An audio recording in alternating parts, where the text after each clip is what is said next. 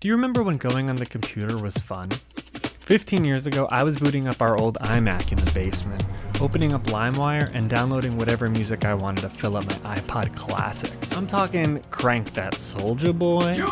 I'm talking American Idiot by Green Day, Lonely by Akon, and even, accidentally, Bill Clinton's greatest hit. I did not have sexual relations with that woman. Hi, welcome back to the second channel. If you're coming from my first channel, you know I usually talk about celebrities' private jet flight logs and how to use it to game the stock market, but today we're going to be doing something a little bit different. As a kid, I was broke, so being able to get music for free was awesome. I didn't have to ask my parents for money to download whatever slop I wanted on iTunes. I could just sail the high seas myself. Now, obviously, I see the implications of not properly paying artists for their music, because even back before streaming, they struggled to get compensated fairly. But in my defense, me having their music on my iPod illegally did not necessarily mean that they were losing a sale, because the options were me listening to it for free or not listening to it at all, because I was not going to buy their CD or buy it on iTunes. I was 9 years old, and I knew the housing market was about to crash. I could feel it in my little bones. The premonition would rattle my baby teeth loose in the cold of the night. My torrenting days did, however, come to a halt after we got a letter in the mail from our internet provider, threatening to turn off our services after catching wind to one of my downloads. The album that they had flagged me for was this old Jason Mraz album, Waiting for My Rocket to Come. And I hardly ever listened to the album. I was thinking, oh, that album? You can have that album. I don't even like it. I'm more of a Mr. AZ fan myself. So anyways, my dad confronted me with this letter and asked, "Do you have anything to say for yourself?" And I replied, just like how Bill Clinton taught me, I did not download that Jason Mraz album. While I had been punished internally for my crimes of torrenting, LimeWire got it a whole lot worse. They got sued by the record label Arista Records in 2010 and 2011. Citing damages up to $72 trillion. In 2011, the result was a settlement of LimeWire taking down their peer-to-peer services and paying out $105 million across the four largest record labels, UMG, Sony, EMI, and Warner. Why am I talking about this? Why do I bring up this old torrenting software? Well, not too long ago, I was reminiscing on the good old days of listening to Sean Kingston, the relatable musician who sees women so beautiful he could simply kill himself. They'll have you suicidal. And I started to look into what he was up to today. Only then did I discover this. Sean Kingston released a song exclusively on LimeWire in 2023 called Sally. She's from the Valley. Her name is Sally. And here we got it. My first thought, oh, cool. LimeWire is back with a platform for musicians. And, you know, so funny, I could see why they chose Sean Kingston. He was famously torrented on LimeWire probably millions of times. Why haven't I heard of LimeWire's resurgence by now? According to his profile, he joined the LimeWire site in December 1969. So now I'm thinking, oh, LimeWire is now a time-traveling company?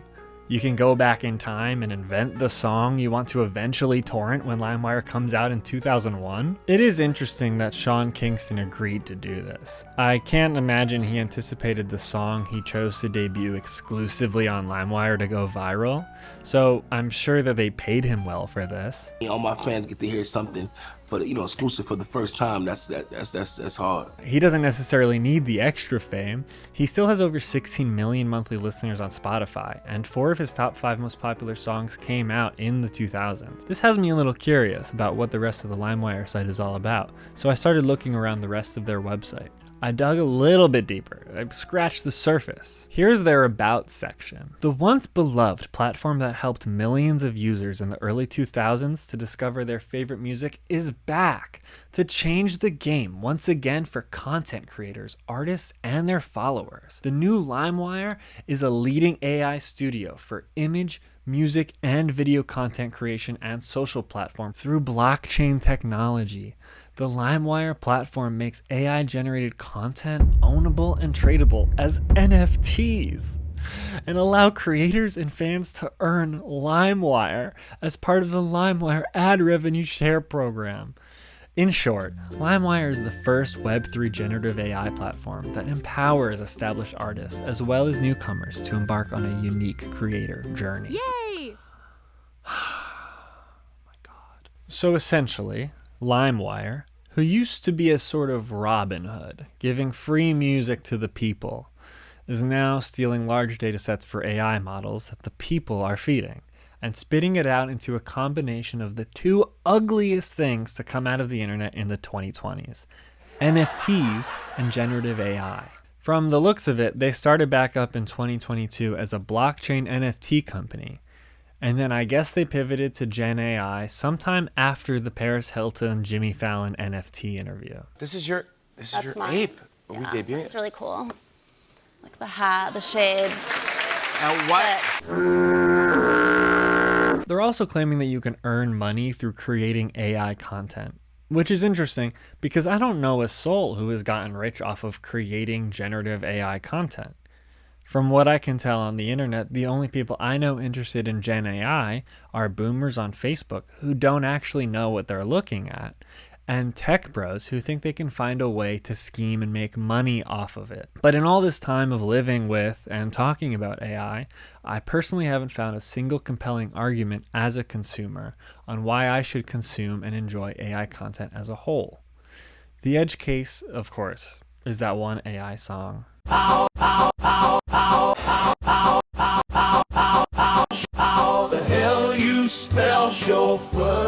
Despite the fact that an AI song did make a punchline good enough to trend on TikTok, we have to ask, at what cost is any generative AI good for society? I feel like we're losing the plot on why we engage with art at all. Let's take a look at some of the generative images made by LimeWire's models, and let's see if we can glean any sort of substance out of the art that they have created. Oh, they really wanted to hit you right off the bat with last night's debate. That's crazy. Is this Jesus? Lord at the table. Conversation with Jesus. Jesus also looks Korean in this image. AI's got Korean Jesus. This is like 21 Jump Street. Stop fucking with Korean Jesus. He ain't got time for your problems. He busy with Korean shit. Like, they don't look bad, technically. I would never say that they looked bad, technically. It's just that when I look at these images, I just go, yeah, that is exactly what you asked. But so what? So what at all? Wow. A final blaze. Cat overlooking an atomic explosion. Now that's deep. Now that means that humans, man, we're gonna destroy them all. Even the cats. You want to destroy the cat? No. Stop the bomb. Stop the war. Wow, she is actually terrifying to look at. This image right here. This is the AI slop that I'm talking about. I think this art style is hideous. I think it's uninteresting. I would never say that they looked bad, technically. I find it very boring. This cosmic galaxy mixed with portraiture. I don't care. Not only does it not mean anything, oh, this is a song?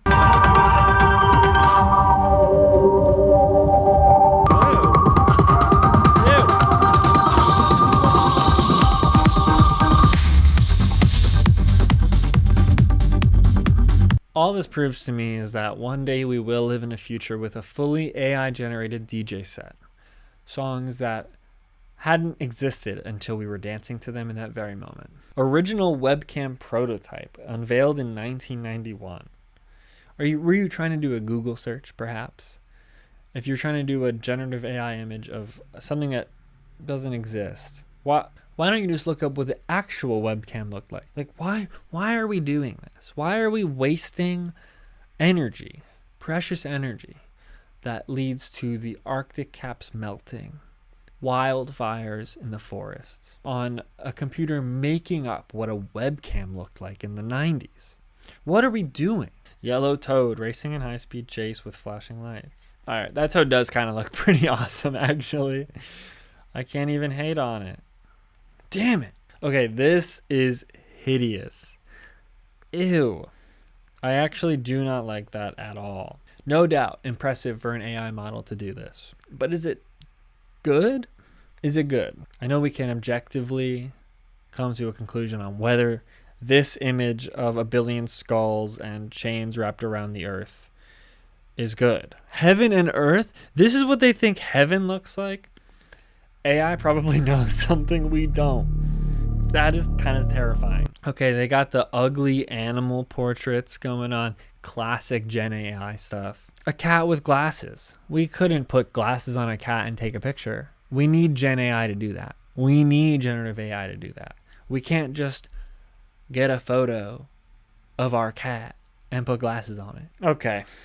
All right. I think this is where we'll close it out right here. Strength in motion. Overhead press. This is classic. This is everything about Gen AI that you think of. His fingers are melded together to his hands, and the bars, of course, going through his head. Now, some might say this was a failure of generative AI art. Actually, you can justify this image. You see, he's just that strong. And it's a physical abnormality, actually, and you making fun of him is ableist. So, everything about that. Everything about maybe that it's ableist to make fun of generative AI. Oh, no. You shouldn't say that. Everything about LimeWire is worth it because we made this. Okay, now let's maybe look at a couple of the songs. Can we perhaps sort by goodness? Or has AI not figured out how to do that yet? JJ Consis, psychedelic guy theme. Let's hear it.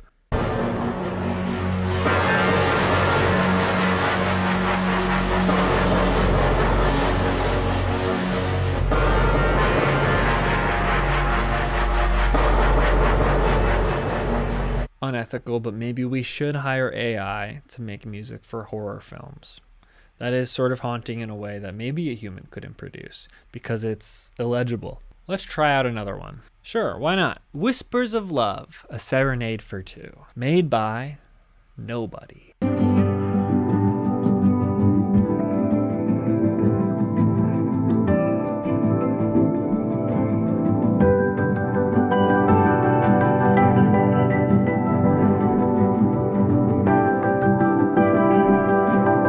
There's a sort of like muffledness that all AI music seems to have on it. And that's probably because AI is bad right now at making music. But that's fine. I mean, it's crazy that it's able to spit out anything at all. Isn't that worth something? Come on, please, give me millions of dollars. Use this tool as an artist. Let's just find one more. Children's Garden of Playful Frights. Yeah. Let's see how they do with a little bit of genre bending. We got children, but frights? Uh-oh.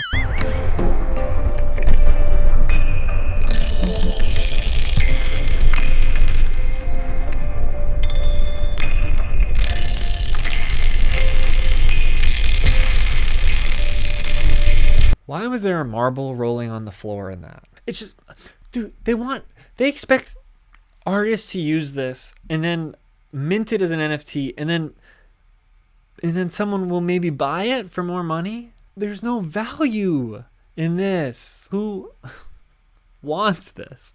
Who would buy an NFT of something that an AI made? Like, I understand why people maybe wanted the NFTs of like Beeple, his art that sold for like millions of dollars. I mean, his art at the time, really cool. Would you buy an NFT of an AI 15-second song that sounds like a muffled marble rolling on the floor? Leave a comment down below. It's hard to even call these images art. End of the day, all they are images that I'm looking at. These images lack any meaning.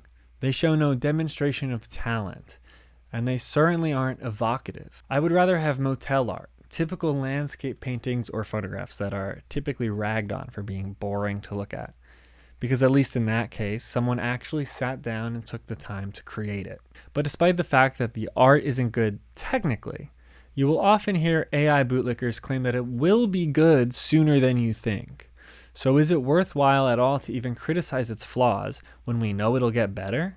We should instead be criticizing the practice as a whole as theft of artists used for the models and are largely boring and uninteresting as a whole. I'm not interested in engaging in AI art, not because there are too many fingers on that damn hand, but because the machine that made it has absolutely nothing of value to provide me as an artist. The prompt engineer who said the most perfect string of words to make the image is not someone who actually healthily contributed to any medium or conversation worth exploring. It also helps that most AI art actually looks like shit. I'm not talking about the imperfections. I just mean the oddness of the style that most of them have. It's ugly.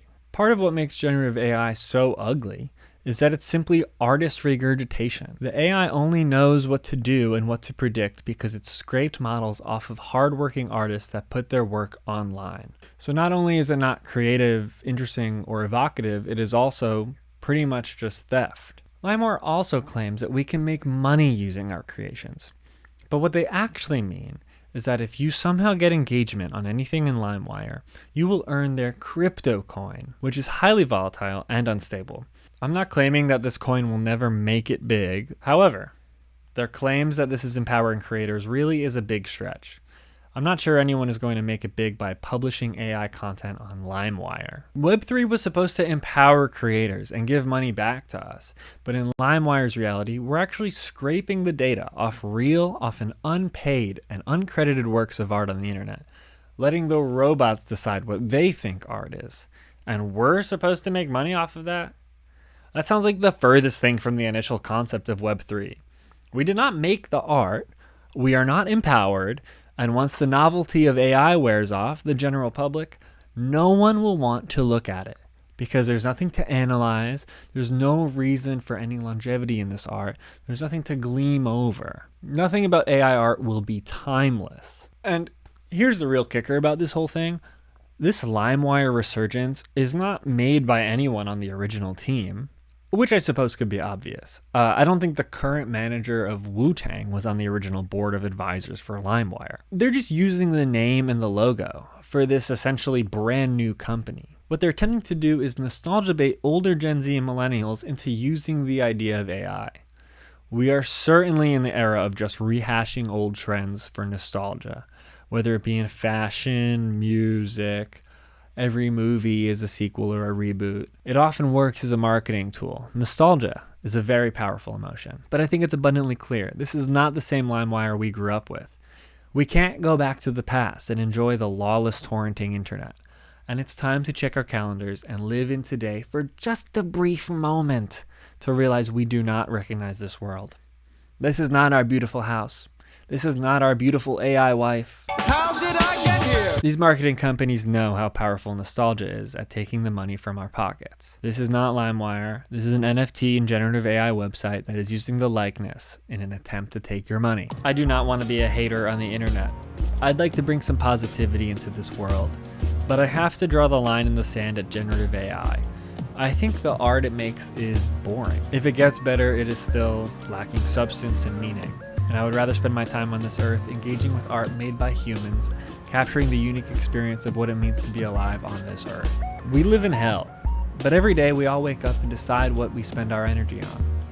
LimeWire's resurgence is a weak attempt at weaponizing nostalgia to peddle the tech bros agenda to make the internet an uninhabitable wasteland of sloppy slop. Slappy slap. Support artists, support musicians, and tell a tech bro to piss off. Thanks so much for watching.